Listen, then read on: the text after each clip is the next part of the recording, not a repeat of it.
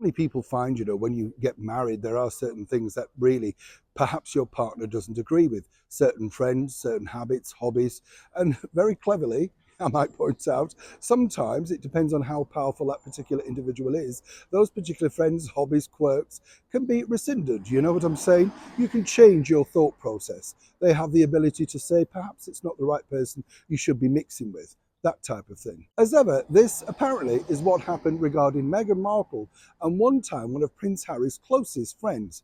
Let me explain. Hi, good morning. How are you? Nice to see you as ever, and thank you so much for joining me. Nice to have your company. Also, thank you for your lovely comments about Uncle Mac, the BBC host of children's entertainment on radio from the 30s right through to the 50s. I know I love discovering that story about the young princesses who were apparently starstruck at meeting Uncle Mac, and it's nice, as I say, for everybody to share. Arthur Godfrey, I think, was a guy out in America. It's lovely that I see all these comments, and I said to you, didn't I? There are others out there. Everybody has their own version of, Uncle Mac, wherever you are in the world. It's just the way it is. We all have our own favourites. What's interesting about this particular story, though, for me, is the fact that, they live on in your memory, don't you? You see that picture and you think, oh, yeah, suddenly you're 11, you're 8, you're 10 again. You know what I mean? Frightening, isn't it? Age is a frightening thing. Back as ever to your breaking roll story of the day.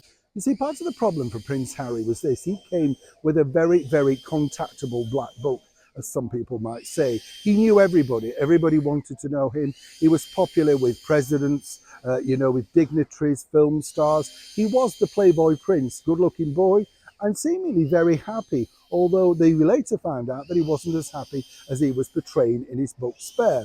Whichever way you look at it, he seems to have been an incredible actor, because for years he looked like he was very happy. And on the occasions that I saw him up close and personal, he seemed very happy and contented indeed, if not looking for the one. And perhaps, as we've said before, the one that truly slipped away was none other than Chelsea Davy. But what's interesting here is, as things progress, as you know, and you suddenly find yourself with a new partner, it's very difficult, isn't it? Because if they don't particularly get on with that individual, then you have a problem. Now, according to a very well-placed source, and as ever we have to say allegedly, Meghan Markle was not over enamoured with the international football star David Beckham. Now, it wasn't anything to do with the fact that, he was slightly outspoken, very family-orientated, and indeed did offer sage advice and guidance to Prince Harry, all about, how to handle the media, etc. A kind soul, a lot of people would say, very, very focused on his family unit. Whatever you think, they're a very focused family unit. But on that Netflix documentary, of course, recently, the former paramour, alleged mistress, Rebecca Lou, spoke out about, her version of events. Very, very untimely, as one can imagine. And according to that very well-placed source, this was the reason why Meghan Markle was not too keen on Mr. Beckham.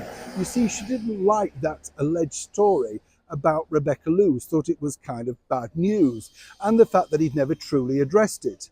According to that source, Meghan also felt very odd and at strange ends with the fact that Victoria Beckham had reconciled this particular sort of element of her life. Strange when you think, what's it to do with her? And so not only that, suddenly alleged stories, and we have to say this, were being planted about the Montecito duo in the media, which again allegedly stemmed from the association of the Beckhams.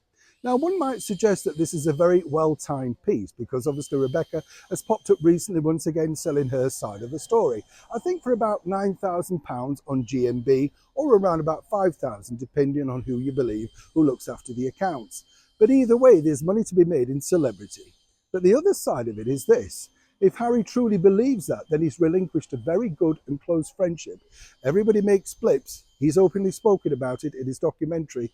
And so far, that appears to be the only blip. Can Harry and Meghan say the same thing about all their endeavours? Either way, it looks like David is definitely cut adrift on the football pitch. Neil Sean in the very heart of London.